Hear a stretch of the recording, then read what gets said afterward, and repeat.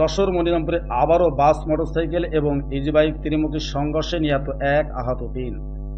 3 মে শনিবার আনুমানিক সকাল 10 ঘটিকার সময় যশোর চুকনাগর সড়কের চুকনাগর থেকে ছেড়ে আসা দ্রুতগামী বাস মনিরামপুর উপজেলার স্বাস্থ্য কমপ্লেক্সের সামনে এসে মোটরসাইকেল আরোহী রবিন মণ্ডল যশোর হ 119408 মোটর বাইক চাপা দিয়ে 100 গজ দূরে দাঁড়িয়ে থাকা ইজি বাইককে ধাক্কা দেয়। স্থানীয় সূত্রে জানা যায়, মোটরসাইকেল আরোহী মনিরামপুর পৌর এলাকার হাকোবা গ্রামের তারাপদ মণ্ডলের পুত্র রবিন মণ্ডল 55 গুরুতর আহত হলে যশোর জেনারেল হসপিটালে নেওয়ার পথে তিনি মারা যায় এবং ইজি বাইকে থাকা হেলাঞ্চি গ্রামের জবেদারের পুত্র বিল্লাল হোসেন 45 ও তার নিকটতম আত্মীয় ডুমুরিয়া উপজেলার চুকনগর এলাকার মাজিদা বেগম আহত হয়।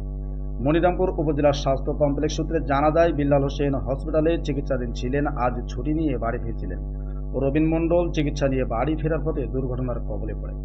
এ বিষয়ে মনিরামপুর থানা অফিসার ইনচার্জ ওসি নূর মোহাম্মদ গাজী জানায়, আমি খবর পেয়ে দ্রুত ঘটনাস্থলে পুলিশ পাঠাই। আহত 3 জনের মধ্যে 2 জনকে উন্নত চিকিৎসার জন্য যশোর জেনারেল হসপিটালে পাঠানো হলে প্রতিমধ্যে হাকোবা গ্রামের রবিন মণ্ডল মারা যায়। আহত 1 জন মনিরামপুর হসপিটালে চিকিৎসাধীন রয়েছেন, তবে ঘাতক বাসটি পালিয়ে যায়। বাসটি শনাক্তের চেষ্টা চলছে। স্থানীয় সাধারণ জনতা ও ব্যবসায়ীরা জানায়, একই স্থানে স্পিড ব্রেকার না থাকায় কয়েকদিন পর পর সড়ক দুর্ঘটনায় একাধিক মানুষ অকালে প্রাণ হারাচ্ছে, কেউ বা পঙ্গু হয়ে মানবতার জীবনযাপন করছে। সড়ক দুর্ঘটনায় আহত ও নিহতের বেশিরভাগ মানুষ হসপিটাল থেকে চিকিৎসা নিয়ে যাওয়া আসার পথে দুর্ঘটনার কবলে পড়ে।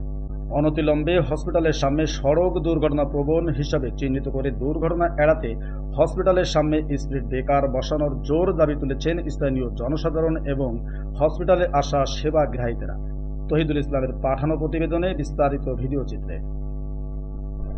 মোটরসাইকেল বাসে মোটরসাইকেলওয়ালার মেরেছে, আগে মেরে আমার দাঁড়ানো গাড়ি ওই মোটরসাইকেলের মেরে দিয়ে আমার গাড়িতে দাঁড়ানো গাড়ি অবস্থা মেরে দিয়েছে। আমার প্যাসেঞ্জার আহত হয়েছে, মোটরসাইকেলওয়ালার অবস্থা খারাপ।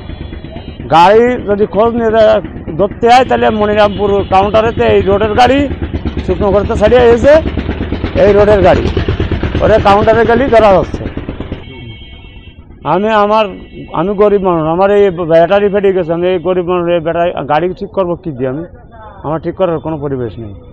এখানে মূলত অ্যাক্সিডেন্ট হওয়ার কারণটা হলো রাস্তাটা অতি বড় দ্রুতভাবে গাড়ি চলে এবং এখানে অতি প্রয়োজনভাবে দ্রুতভাবে সম্ভব হলো স্পিড ব্রেকার দেওয়া, কারণ পাশে সরকারি স্কুল, হসপিটাল, পল্লী বিদ্যুৎ, আমাদের খুবই প্রয়োজন এটা দ্রুত স্পিড ব্রেকার দেওয়ার জন্য।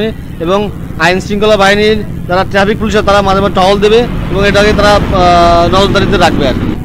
দুর্ঘটনার কবলে পড়ে তারা মানে কিভাবে পড়ে, তারা কোথা থেকে যাওয়া আসা করে? তারা ম্যাক্সিমাম সব হসপিটালের লোক, তারা অসহায় লোক, তারা এগুলো পেশেন্ট নিয়ে আসে, তাদের মাথা ঠিক থাকে না, দ্রুত রাস্তা পারাপার হতে থাকে এবং বেশিরভাগই সমস্যা দ্রুততমে গাড়ি চলার জন্য, এটা অনিয়ন্ত্রিত অবস্থায় গাড়ি চলাচল করার জন্য এটা সব বেশি সমস্যা হয় আর কি।